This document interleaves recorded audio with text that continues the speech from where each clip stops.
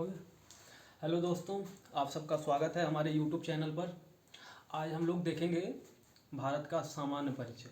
भारत का सामान्य परिचय में आप लोगों का जो क्वेश्चन पूछा जाता है उसमें भारत का अक्षांशीय विस्तार, देशांतरी विस्तार, भारत के उत्तरी बिंदु, दक्षिणी बिंदु, पूर्वी बिंदु, पश्चिमी बिंदु, इस तरह के क्वेश्चन आपसे पूछे जाते हैं। अब पूछता है कि बताइए भारत का जो देशांतरी विस्तार है वह कौन से गोलार्ध में स्थित है। तो गोलार्ध में भी आपको क्वेश्चन जो भी पूछे जाते हैं उन सबों को हम लोग देखते हैं। तो सबसे पहले हम लोग देख लेते हैं कि भारत का जो अवस्थिति है उसमें किस प्रकार भारत पूरे गोलार्ध में भारत स्थित है। जैसे आपको पता है कि पूरी दुनिया, पूरी पृथ्वी, पूरी दुनिया कैसी गोल है।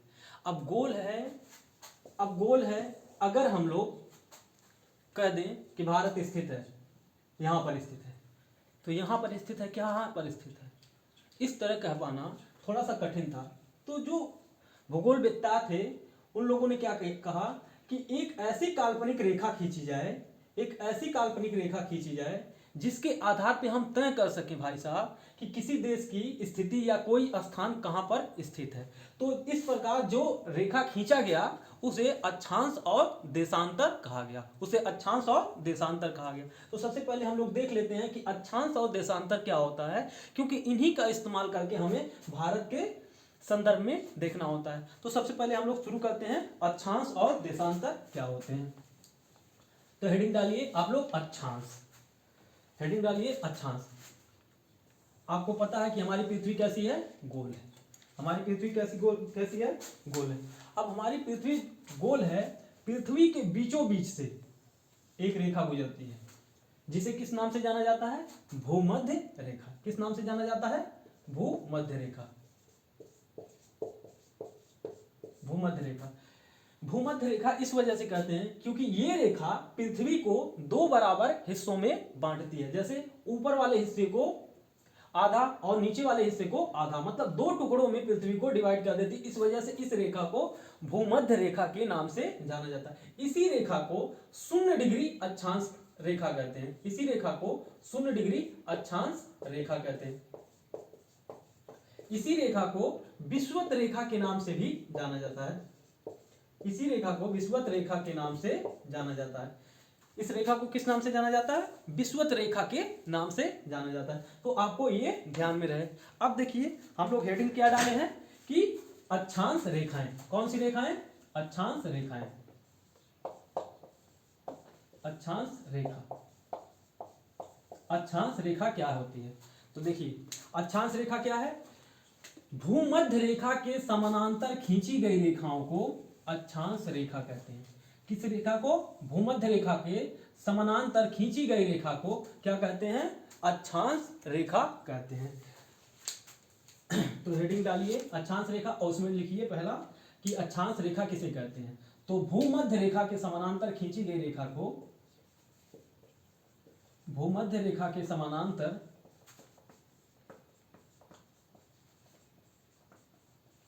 भूमध्य रेखा के समानांतर खींची गई रेखा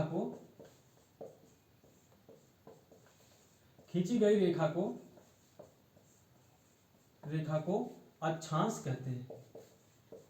अक्षांश रेखा कहते हैं, ठीक है, अक्षांश रेखा कहते हैं। तो भूमध्य रेखा के समानांतर खींची गई रेखा को क्या कहते हैं, अक्षांश रेखा कहते हैं। तो आपसे कभी कभी क्वेश्चन पूछता है कि बताइए भाई साहब अक्षांश रेखाओं की कुल संख्या कितनी है। अक्षांश रेखाओं की कुल संख्या कितनी है। तो देखिए अक्षांश रेखाओं की कुल संख्या हमें ज्ञात करना है।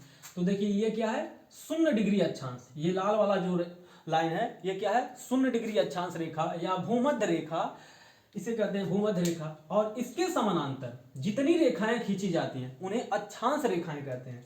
मतलब इसके उत्तर में और इसके दक्षिण में जो भी रेखाएं खींची जाती हैं वे सब के सब क्या होती हैं, अक्षांश रेखाएं। अब देखिए उत्तर, जब आप किस तरह आप डिवाइड करते हो कि ये भाई साहब उत्तर होगा, ये होगा, दक्षिण होगा। देखिए किसी भी चीज को जब आप कॉपी पे दिशा निर्धारित करते हो तो जो ये वाला क्षेत्र होता है आपका दाहिना हाथ होता है वो पूरब होता है, और जो आपका बायां हाथ होता है वो पश्चिम होता है, और आपके मुंडी की तरफ अर्थात ऊपर की तरफ जो दिशा होती है उसे उत्तर की दिशा मानी जाती है। आपके पैरों की तरफ जो दिशा होती है या नीचे की तरफ जो होता है उसे साउथ कहते हैं। तो इसी को आधार मान करके आप भाई साहब उत्तर दक्षिण निर्धारित कर सकते हो। तो ये वाली दिशा क्या हो जाएगी, पूरब हो जाएगा, ये वाला दिशा क्या हो जाएगा, पश्चिम हो जाएगा, ये क्या हो जाएगा, उत्तर हो जाएगा, ये क्या हो जाएगा, दक्षिण हो जाएगा। अब ये क्या है, 0 डिग्री अक्षांश है, ये वाली लाल वाली रेखा, ये क्या है, 0 डिग्री अक्षांश रेखा। अब 0 डिग्री अक्षांश रेखा के समानांतर जितनी भी रेखाएं खींची जाएंगी, ऊपर की तरफ खींचोगे, 0 डिग्री के ऊपर खींचोगे तो उत्तरी गोलार्ध होगा, उत्तरी क्षेत्र होगा। अब उत्तरी गोलार्ध क्या है, जो हमने आपको बताया, ये क्या है, पृथ्वी। पृथ्वी के बीचों बीच से कौन सी रेखा गुजरती है, भूमध्य रेखा गुजरती है। अब भूमध्य रेखा गुजरती है तो ये पृथ्वी को कितने भागों में डिवाइड करती है, दो हिस्सों में डिवाइड करती है। तो भाई साहब अभी तक क्या था, अभी तक आप देख रहे होंगे कि ये गोला है, लेकिन जैसे ही भूमध्य रेखा यहां से गुजारोगे तो ये गोले का आधा भाग नीचे और गोले का ऊपर वाला भाग, तो इस प्रकार जो नीचे वाला भाग है इसे भी गोलार्ध कहते हैं, इसे भी क्या कहते हैं, गोलार्ध कहते हैं। और ऊपर वाला भी हिस्सा क्या कहलाता है, गोलार्ध कहलाता है। मतलब गोलार्ध का मतलब गोले का आधा, गोले का आधा भाग। अब भाई साहब ये 0 डिग्री अक्षांश से उत्तर में है, इसलिए इसे उत्तरी गोलार्ध कहते हैं। और ये 0 डिग्री अक्षांश के नीचे है तो इस वजह से इसे दक्षिणी गोलार्ध कहते हैं। इसे क्या कहते हैं, दक्षिणी गोलार्ध कहते हैं। तो इस प्रकार आपको यह समझ में आ गया कि उत्तरी गोलार्ध और दक्षिणी गोलार्ध। तो इसी को आधार मान करके जब आप 0 डिग्री से ऊपर की तरफ अर्थात उत्तरी गोलार्ध में रेखाएं खींचते हैं तो वह उत्तरी अक्षांश की रेखाएं कहलाती हैं, और दक्षिण की तरफ रेखाएं जो खींचेंगे वह दक्षिणी गोलार्ध की अक्षांश रेखाएं हो जाएंगी। तो इस प्रकार आप क्या होता है कि उत्तरी गोलार्ध में जितनी रेखाएं खींची जाती हैं उनकी संख्या कितनी होती है, टोटल 0 डिग्री ये है, उसके बाद 1 डिग्री अक्षांश, 2 डिग्री अक्षांश, 3 डिग्री अक्षांश, 4 डिग्री अक्षांश, डॉट डॉट डॉट डॉट करके कितना यहां तक आते आते 90 डिग्री अक्षांश हो जाती है। 90 अक्षांश रेखाएं खींच दी जाती हैं पृथ्वी पर। अंतिम पर एक से शुरू, शून्य से शुरू हुआ 0 डिग्री अक्षांश, 1 2 3 4 5 6 डॉट डॉट डॉट डॉट कितना 90 डिग्री अक्षांश रेखा हो जाती है। ठीक उसी प्रकार दक्षिणी गोलार्ध में भी 90 रेखाएं खींची जाती हैं, 90 अक्षांश रेखाएं खींची जाती हैं। ये 0 डिग्री अक्षांश है, उसके बाद 1 डिग्री अक्षांश रेखा, 2 degree, 3 degree, 4 degree, dot dot dot dot कितना हो जाएगा। इसी प्रकार आप खींचते आओगे तो नीचे की तरफ कितनी रेखाएं हो जाएंगी, ये भी हो जाएगा 90 डिग्री अक्षांश रेखाएं। कितना हो जाएगा, 90 डिग्री अक्षांश। मतलब उत्तरी गोलार्ध में कुल अक्षांश रेखाओं की संख्या 90 और दक्षिणी गोलार्ध में कुल अक्षांश रेखाओं की संख्या 90। तो उत्तरी गोलार्ध में और 90 है और दक्षिणी गोलार्ध में 90 है। तो इस प्रकार अब हम लोग देख लेते हैं कि कुल अक्षांश रेखाओं की संख्या कितनी है। कुल अक्षांश रेखाओं की संख्या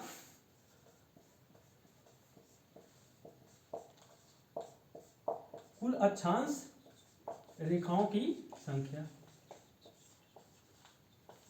रेखाओं की संख्या, कुल अक्षांश रेखाओं की संख्या कितनी हो जाएगी। हमने क्या कहा कि उत्तर में 90 है, उत्तरी गोलार्ध में कितना है, उत्तरी गोलार्ध में 90 अक्षांश रेखा और दक्षिणी गोलार्ध में कितना 90 अक्षांश रेखा। और भाई साहब ये 0 डिग्री अक्षांश एक है तो ये भी जोड़ लो, 0 डिग्री अक्षांश ये भी एक होगा ना। मतलब उत्तरी गोलार्ध में 90 रेखाएं खींची गई और दक्षिणी गोलार्ध में भी 90 रेखाएं खींची गई, और 0 डिग्री अक्षांश तो एक रेखा ही है ना, भले ही वो उसका नाम क्या है 0 डिग्री अक्षांश, लेकिन है तो रेखा भाई साहब ना, है तो रेखा।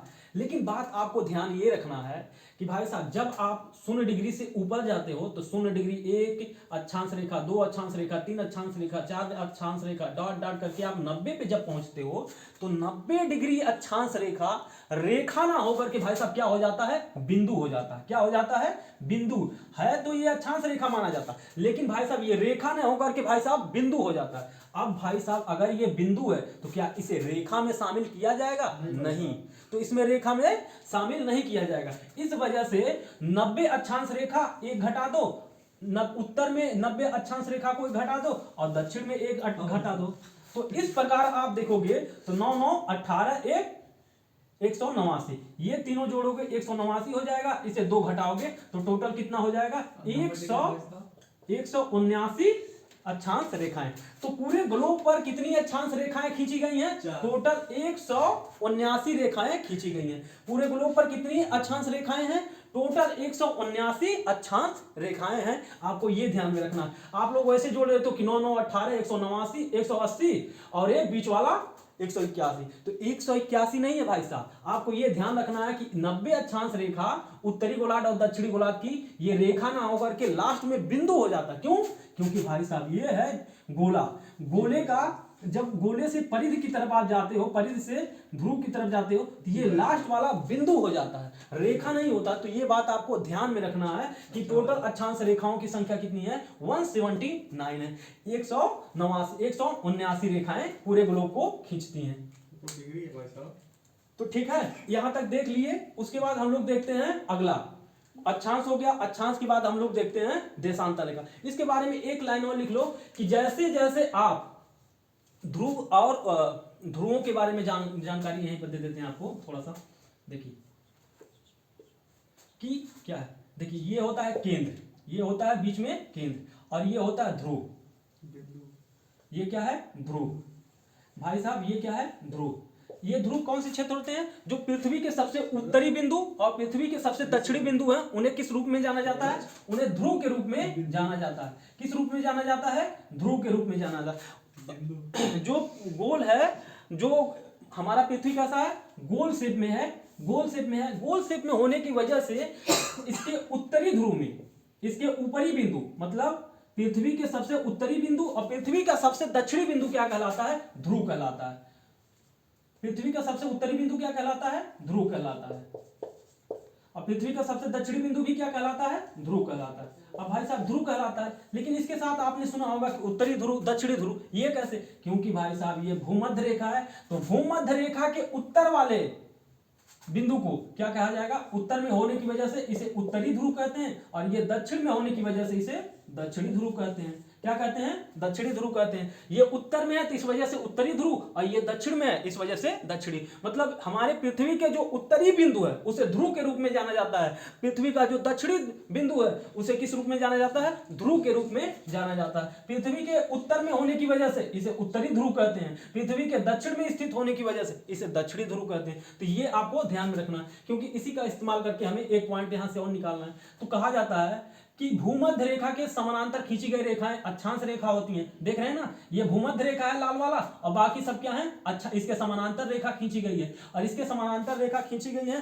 तो एक चीज आपको समझ में आ रहा होगा कि जैसे जैसे भूमध्य रेखा से ध्रुव की तरफ जाओगे वैसे वैसे अक्षांश रेखाओं की लंबाई घटती जाती है। क्या होती है? अक्षांश रेखाओं की लंबाई घटती जाती है। तो ये भी एक पॉइंट लिख लीजिए कि भूमध्य रेखा से, लिखिए ये वाला मिटा देते हैं। अच्छा ये लिख लीजिए,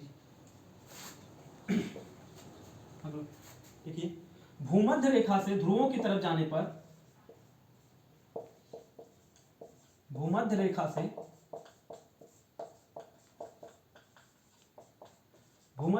ध्रुवों की तरफ जाने पर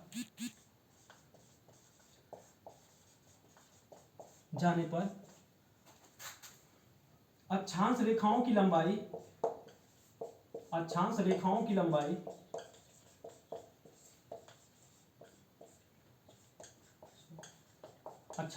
की लंबाई घटती जाती है। अब इसी का उल्टा अगर हम बोल दें कि ध्रुव से भूमध्य रेखा की तरफ जाने पर अक्षांश रेखाओं की लंबाई क्या होगी? बढ़ती जाएगी। उल्टा इसी को बोल दो भाई साहब, इधर से बड़े से गए तो इधर छोटा मिलेगा, लेकिन जब यहां से शुरू करोगे, ध्रुव से शुरू करोगे और भूमध्य रेखा की तरफ आओगे तो अक्षांश रेखाओं की लंबाई क्या होगी? बढ़ती है। क्या होगा? यहां पर देखो छोटा रेखा है, उसके बाद इससे बड़ा है, उसके बाद इसके इस रेखा से इससे बड़ा है। तो आप जैसे ध्रुव से भूमध्य रेखा की तरफ चलना शुरू करोगे तो अक्षांश रेखाओं की लंबाई बढ़ेगी। तो इसी का जस्ट उल्टा है। तो ये भी आपको ध्यान में रखना है। अब हम लोग देख लेते हैं देशांतर।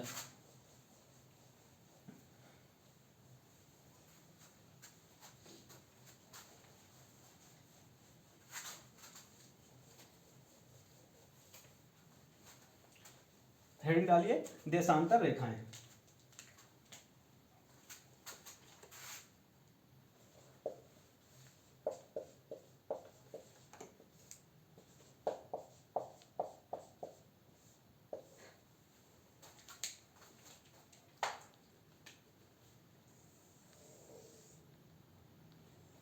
देशांतर। हमने क्या बताया, पृथ्वी के दक्षिणतम बिंदु को किस रूप में जाना जाता है, ध्रुव के रूप में। किस रूप में जाना जाता है, ध्रुव के रूप में। किस रूप में, ध्रुव के रूप में। ये उत्तर में होने की वजह से इसे उत्तरी ध्रुव कहते हैं, इसे उत्तरी ध्रुव कहते हैं, और ये दक्षिण में होने की वजह से इसे दक्षिणी ध्रुव कहते हैं। ये आपको पहले बता दी। अब इसमें देशांतर रेखा कौन सी रेखा होती है, देखो, उत्तरी ध्रुव से दक्षिणी ध्रुव को मिलाने वाली रेखा क्या कहलाती है, उत्तरी ध्रुव से दक्षिणी ध्रुव को मिलाने वाली रेखा देशांतर रेखा कहलाती है। उत्तरी ध्रुव से दक्षिणी ध्रुव को मिलाने वाली रेखा क्या कहलाती है, देशांतर रेखा होती है। तो लिखो, उत्तरी ध्रुव से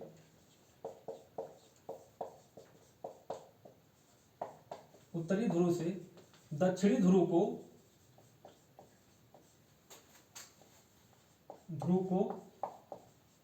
मिलाने वाली रेखा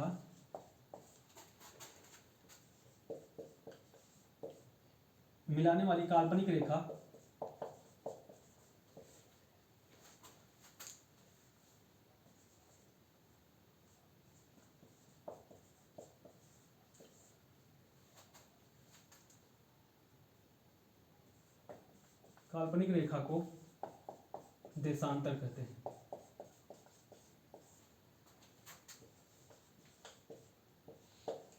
क्या कहते हैं, देशांतर कहते हैं। ठीक है ना, इसे क्या कहते हैं, देशांतर कहते हैं। तो देखिए, उत्तरी ध्रुव से दक्षिणी ध्रुव को मिलाने वाली रेखा को देशांतर कहते हैं। मान लीजिए कि ये वाली रेखा क्या है, 0 डिग्री देशांतर। इसमें क्या है, ये 0 डिग्री देशांतर। क्या है, 0 डिग्री देशांतर।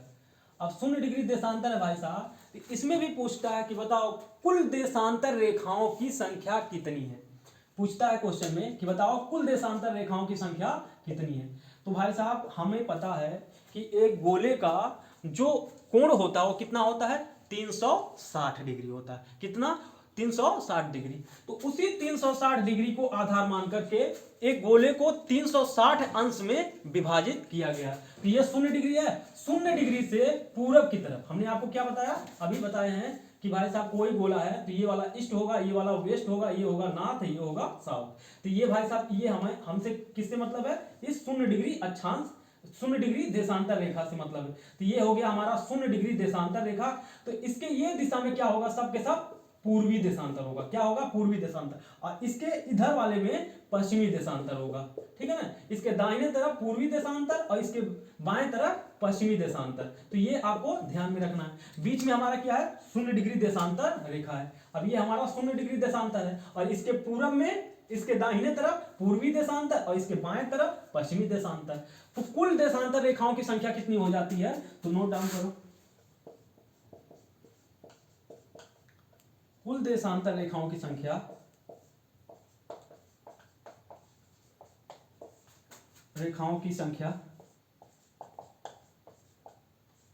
कुल देशांतर रेखाओं की संख्या 360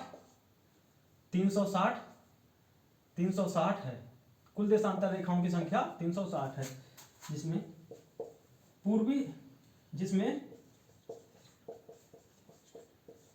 180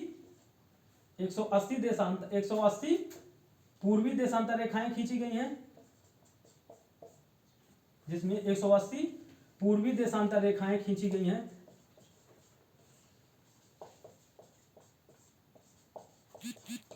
खींची गई है और 180 पश्चिमी देशांतर रेखा खींची गई है।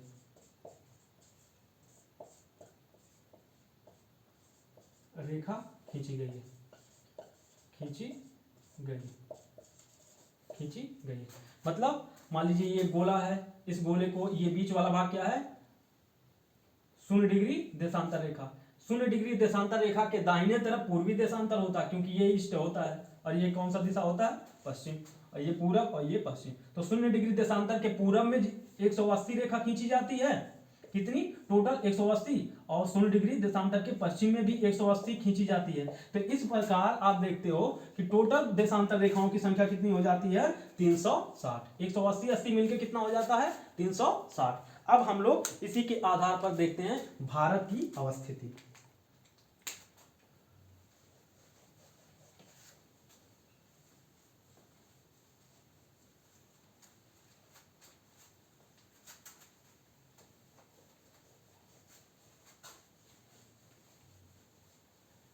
तो कुल देशांतर रेखाओं की संख्या 360 है।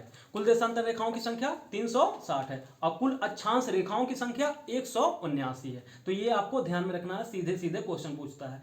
अक्षांश रेखाएं कौन सी रेखाएं होती हैं? भूमध्य रेखा के समानांतर जो रेखा खींची जाती है उसे अक्षांश रेखा कहते हैं। और उत्तरी ध्रुव से दक्षिणी ध्रुव को मिलाने वाली ऊपर से नीचे तरफ जो रेखाएं खींची जाती हैं, ध्रुव से ध्रुव को मिलाती हैं, उन्हें हम देशांतर रेखा कहते हैं। और देशांतर रेखाओं की संख्या कितनी है? 360 है। तो आपको ये बात ध्यान में रखना है, ठीक है।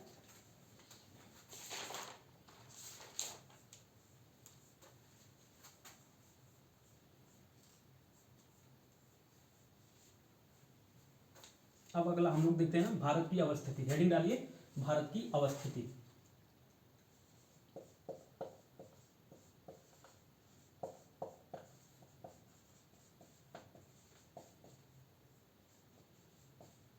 भारत की अवस्थिति। हमारा ये क्या है? ग्लोब है। अब ग्लोब से हमने क्या बताया? ये हमारा उत्तरी ध्रुव, ये क्या है? हमारा उत्तरी ध्रुव। ये हमारा क्या है? दक्षिणी ध्रुव। तो उत्तरी ध्रुव से दक्षिणी ध्रुव को मिलाने वाली रेखा 0 डिग्री देशांतर रेखा होती है। ये होती है 0 डिग्री देशांतर रेखा। ये क्या होता है? 0 डिग्री देशांतर रेखा। और पृथ्वी को दो हिस्सों में बांटने वाली रेखा को क्या नाम दिया जाता है? 0 डिग्री अक्षांश रेखा। क्या कहा जाता है? 0 डिग्री अक्षांश रेखा, ठीक है ना। इसी को विषुवत रेखा भी कहते हैं, इसी को भूमध्य रेखा भी कहते हैं, भूमध्य रेखा भी कहते हैं, भूमध्य रेखा भी कहते हैं। और एक चीज इसी के साथ देख लीजिए, और 23.5 डिग्री, और 23.5 डिग्री उत्तरी अक्षांश रेखा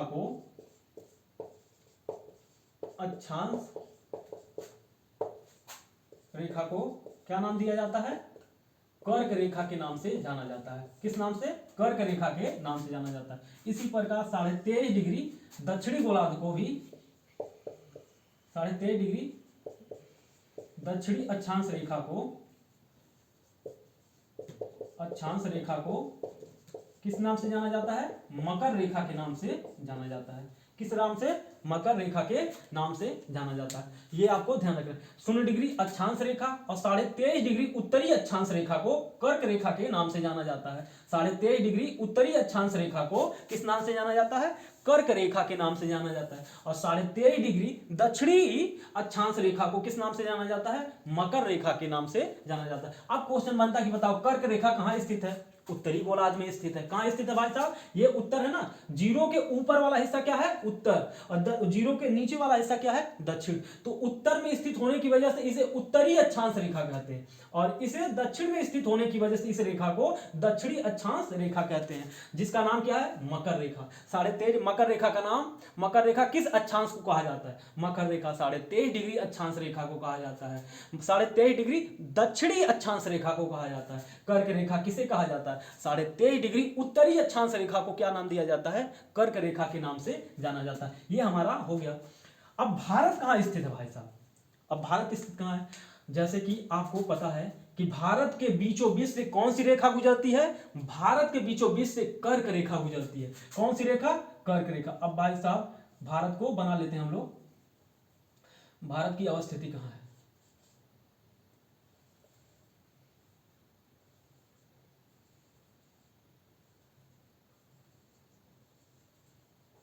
ठीक है, भारत कुछ इस तरह स्थित है। पहला नंबर कि भाई साहब भारत कहाँ स्थित है? मान लीजिए ये गोला है, गोले का ये भूमध्य रेखा है, ये 0 डिग्री देशांतर रेखा है, और भारत कहाँ स्थित है? यहाँ पर स्थित है। तो ये कौन सी दिशा है? पूरब है। ये कौन सी दिशा है? पश्चिम है। ये कौन सी दिशा है? उत्तर है। और ये कौन सी दिशा है? दक्षिण है। अब भारत कहाँ स्थित है? मतलब उत्तर और पूर्व दिशा में। ये कौन सी दिशा हो जाएगी? भारत कहाँ स्थित होगा? भारत उत्तर और पूर्व दिशा में। अवस्थिति लिखिए, भारत उत्तर पूर्वी गोलार्ध में स्थित है। उत्तर पूर्वी गोलार्ध में स्थित है। भारत कहां स्थित है? भारत उत्तर पूर्वी गोलार्ध में स्थित है। भारत उत्तर पूर्वी गोलार्ध में स्थित है। कभी कभी क्वेश्चन पूछ लेता है कि भारत एशिया के संदर्भ में कहां स्थित है, तो लिख लो यहीं पर लगे हाथ, बाकी आगे जब पढ़ाएंगे। भारत दक्षिण एशिया में स्थित है। भारत कहाँ स्थित है? भारत दक्षिण एशिया में स्थित है। दक्षिण एशिया में स्थित है। एशिया में कहाँ है? दक्षिण एशिया में स्थित है। ठीक है ना, ये हो गया। अब हम लोग देख लेते हैं, देखिए दो क्वेश्चन बनता है कि भारत कहाँ स्थित है। तो भारत कहाँ स्थित है? उत्तर और पूर्वी। जब भी आप भूलिए तो कुछ मत करिए, ऐसे गोला बना लीजिए, गोले को आधे आधे हिस्से में बांट लीजिए और यहाँ पे भारत दिखा दीजिए। अब आपको पता है कि ये है पूरब भाई साहब, और ये है भाई साहब पश्चिम, ये है उत्तर भाई साहब, ये है दक्षिण। अब भारत कहाँ स्थित हो जाएगा? उत्तर पूर्व में। भारत कहाँ स्थित हो जाएगा? उत्तर पूर्व में। उत्तर पूर्वी, उसके साथ आपको गोलार्ध तो दिया ही रहेगा, इसमें तो कोई संशय नहीं है। उत्तर पूर्वी गोलार्ध में भारत कहाँ स्थित है? उत्तर पूर्वी गोलार्ध में। देखिए आप उल्टा न बोलिएगा, उत्तर के साथ साथ पूर्वी जरूर लगाइएगा, पूर्वी के साथ उत्तर जरूर लगाइएगा, क्योंकि अगर दिशा आपने बदला तो भारत की अवस्थिति अलग हो जाएगी। अगर मान लीजिए आप बोल दिए उत्तर पश्चिम की जगह, तो भारत यहां से उठ करके भारत यहां आ जाएगा। तो आपको दिशा एकदम से सटीक पता होना चाहिए। कौन सी दिशा? उत्तर और पूर्वी गोलार्ध में। ठीक है ना, तो आपको गलती नहीं करना है। और बाकी एशिया के संदर्भ मान लीजिए ये एशिया है, तो एशिया में नीचे की तरफ स्थित है भारत, इस वजह से कहा जाता है कि भारत कहाँ स्थित है? दक्षिण एशिया में। ठीक है ना, तो ये आपको बाकी जब एशिया पढ़ाएंगे तो खुद आपको पता चल जाएगा कि एशिया कहाँ पर स्थित है। लेकिन उससे पहले आपको ये जरूर जान लेना है कि भाई साहब एशिया में भारत की अवस्थिति कहाँ है? तो दक्षिण एशिया में भारत स्थित है। कभी कभी क्वेश्चन ये भी पूछ लेता है। अब हम लोग देख लेते हैं कि भारत का अक्षांशी और देशांतरी विस्तार कितना है। भारत का अक्षांशी और देशांतरी विस्तार, लिखिए, हेडिंग डालिए, भारत का अक्षांशी और देशांतरी विस्तार कितना है।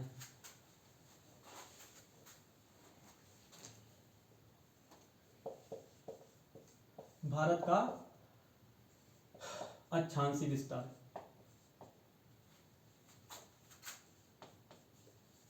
भारत का अक्षांशी विस्तार, भारत का अक्षांशी विस्तार। अब देखिए ये 0 डिग्री अक्षांश रेखा है, तो आपको पता है कि भूमध्य रेखा के समानांतर खींची गई रेखा को क्या कहते हैं? अक्षांश रेखा कहते हैं। तो भाई साहब ये 0 डिग्री है, तो 0 के बाद कौन सी रेखा आएगी? एक अक्षांश रेखा आएगी, इसके बाद 2 अक्षांश रेखा आएगी, तीसरी अक्षांश रेखा आएगी, ऐसे ऐसे करके ऐसे कई सारी रेखाएं आती हैं। तो जो भारत का सबसे दक्षिणी बिंदु है, जो ये भारत का दक्षिणी बिंदु है, ये कौन सी रेखा से टकराती है? कौन सी अक्षांश रेखा से टकराती है? तो ये है 8 डिग्री 4 मिनट। ये कितना है भाई साहब? 8 डिग्री 4 मिनट से टकराती है। ये कौन से टकराती है? 8 डिग्री 4 मिनट। 8 डिग्री 4 मिनट से टकराती है। कितने से टकराती है? 8 डिग्री 4 मिनट।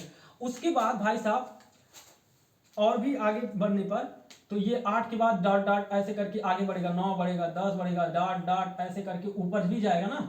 तो इस प्रकार जब जाएगा, इसका लास्ट छोर जो पड़ता है वो 37 डिग्री 6 मिनट होता है। कितना होता है? 37 डिग्री। ये जो लास्ट वाला इसका होता है 37 डिग्री 6 मिनट होता है। कितना होता है? 37 डिग्री 6 मिनट होता है। तो ये आपको ध्यान में रखना है कि मतलब भारत का दक्षिणी बिंदु कितने से टकराता है? 8 डिग्री 4 मिनट से और 37 डिग्री 6 मिनट तक। तो इस प्रकार भारत का अक्षांशी विस्तार कितना हो जाएगा? मतलब भारत 8 डिग्री 4 मिनट से शुरू होता है और 37 डिग्री 6 मिनट पे खत्म हो जाता है। कहां से शुरू हुआ? 8 डिग्री 4 मिनट से शुरू हुआ और 37 डिग्री 6 मिनट पे खत्म हो गया। इस प्रकार भारत का अक्षांशी विस्तार कितना हो जाएगा? 8 डिग्री 4 मिनट से लेकर के 8 डिग्री 4 मिनट से लेकर 37 डिग्री 6 मिनट उत्तरी अक्षांश के मध्य स्थित है। उत्तरी अक्षांश के मध्य स्थित है। उत्तरी अक्षांश के कहां स्थित है? मध्य स्थित है। कहां स्थित है? उत्तरी अक्षांश के मध्य स्थित है। अब भाई साहब ये ध्यान में रखना है एकदम, 8 डिग्री 4 मिनट से लेकर कहां तक? 37 डिग्री 6 मिनट उत्तरी अक्षांश में स्थित है। आपको ये वाला उत्तरी अक्षांश याद करना है, ऐसा नहीं है अगर उत्तर की जगह दक्षिण दे दिया, आप दक्षिण पे लगा दिए, तब आपका क्वेश्चन गलत हो जाएगा, क्योंकि तब भारत उठ करके इस रेखा के इस बिंदु पर आ जाएगा, मतलब यहां भारत आ जाएगा, इस वाले जगह पे भारत आ जाएगा। तो इसका मतलब क्या है? 0 डिग्री के ऊपर वाला सारा का सारा क्या है? उत्तर, और 0 डिग्री के नीचे का सारा क्या है? दक्षिण। तो आपको ये बात ध्यान में रखना है कि 0 डिग्री के उत्तर में है तो इस वजह से उत्तरी अक्षांश कहा जाता है। अगर नीचे होता तो हम लोग क्या कहते हैं, दक्षिणी अक्षांश कहते हैं। तो इस वजह से आपको यह ध्यान में रखना है कि उत्तर ही बोलना है। क्या कहना है, उत्तरी अक्षांश। भारत का उत्तरी अक्षांश, भारत का अक्षांशीय विस्तार कितना है, 8 डिग्री 4 मिनट उत्तरी अक्षांश से 37 डिग्री 6 मिनट उत्तरी अक्षांश के मध्य स्थित है। देख रहे हो ना, 8 डिग्री 4 मिनट पे शुरू हुआ और 37 डिग्री 6 मिनट पे जाकर के खत्म हो गया। तो इन दोनों के मध्य ही तो भारत स्थित है ना। तो भारत का अक्षांशीय विस्तार कितना है, 8 डिग्री 4 मिनट से लेकर के 37 डिग्री 6 मिनट के बीच स्थित है। समझ में आए। अब देख लेते हैं हम लोग भारत का देशांतरी विस्तार। अब क्या देख लेते हैं, भारत का देशांतरी विस्तार देख लेते हैं। भारत का हेडिंग डालिए, भारत का देशांतरी विस्तार, भारत का देशांतरी विस्तार। अब आपको पता है कि उत्तरी ध्रुव से दक्षिणी ध्रुव को मिलाने वाली रेखा क्या कहलाती है, देशांतर रेखा। ये भाई साहब, ये है 0 डिग्री देशांतर रेखा और इसके इधर वाले साइड में कौन सी दिशा होती है, इसके इधर में होता है पूर्वी देशांतर, पूर्वी देशांतर, और इसके इधर वाला क्या होता है, पश्चिमी देशांतर। आपको पता ही है, पश्चिमी देशांतर। तो जाहिर सी बात है भारत के संदर्भ में कौन सी आएगी, पूर्वी देशांतर आएगी। तो भारत के संदर्भ में कौन सी आएगी, पूर्वी देशांतर आएगी। तो ये बात आपको ध्यान में रखना है, कौन सी देशांतर आएगी, पूर्वी देशांतर आएगी। तो आपको जरा से भी चिंतित नहीं होना है कि भाई साहब पूर्वी है कि पश्चिमी है, क्योंकि जैसे आप पूर्वी की जगह पे पश्चिमी लगा दोगे तो भाई साहब ये भारत उठ करके यहाँ आ जाएगा। इस वजह से आपको ये ध्यान में रखना है कि हमें पूर्वी देशांतर ही बोलना है। तो भारत का पूर्वी देशांतर कितना है, तो भाई साहब ये 0 है, तो 0 के बाद 1 आता होगा कि नहीं आता होगा, 1 आता होगा। 2 आता होगा कि नहीं आता होगा, 2 आता होगा। इसी प्रकार डाट डाट डाट डाट करके आता होगा। तो एक बार जब 68 आता है भाई साहब, कितना आता है, 68 देशांतर आता है, 68 देशांतर आता है, तो भारत के इस रेखा से भारत के सबसे पश्चिमी बिंदु से टकरा जाता है। कितने से, भारत के पश्चिमी बिंदु से टकरा जाता है। ये कितना है भाई साहब, ये है आपका 68 डिग्री 7 मिनट। कितना है, 68 डिग्री 7 मिनट है, कितना, पूर्वी देशांतर। 68 डिग्री 7 मिनट पूर्वी देशांतर, ठीक है ना, देशांतर। और इसी तरह जब आप और आगे बढ़ोगे और आगे बढ़ोगे और आगे बढ़ोगे और आगे बढ़ोगे और आगे बढ़ोगे तो इसी प्रकार एक बिंदु आएगा ये लास्ट में। तो ये कितना होता है भाई साहब, ये होता है 68 से 97 हो जाता है। कितना, 97 डिग्री 2-5 मिनट। कितना हो जाता है, 68 डिग्री 97 मिनट। तो भारत का देशांतरी विस्तार कितना हो गया, 68 डिग्री 7 मिनट से लेकर 97 डिग्री 2-5 मिनट के मध्य। मतलब भाई साहब अब आपको एक बार और पहले लिख लीजिए, तो एक बार और बता देते हैं। भारत का देशांतरी विस्तार कितना है, भारत का देशांतरी विस्तार, भारत का देशांतरी विस्तार 68 डिग्री 7 मिनट से लेकर 68 डिग्री 7 मिनट पूर्वी देशांतर से लेकर, पूर्वी देशांतर से लेकर के, पूर्वी देशांतर से लेकर